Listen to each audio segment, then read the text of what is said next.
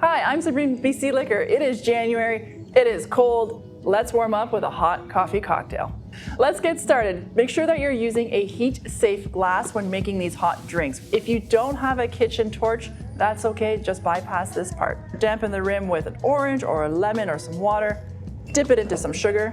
And now the fun part, let's play with some fire. Just lightly toast the sugar, giving it a nice caramelization. You can stop toasting your sugar once you start seeing it to turn a nice caramel color and the sugar has melted. Look at that beautiful color. Next up, we're gonna add 30 mils or 1 ounce of our orange liqueur. I'm using Grand Marnier today.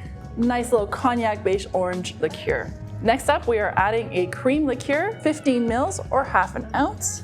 You can use Bailey's or you can use a great Canadian product called 40 Creek Cream. It is delicious. If you like your coffee sweet, this would be a great time to add a little bit of extra sugar. We're just gonna top this off with some hot coffee, freshly brewed.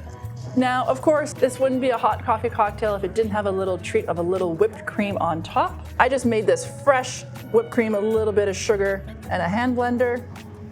And who doesn't like a little bit of chocolate, a little cocoa dusting? And there we have it, our hot coffee cocktail. Head over to your local BC Liquor to pick up all your spirited ingredients.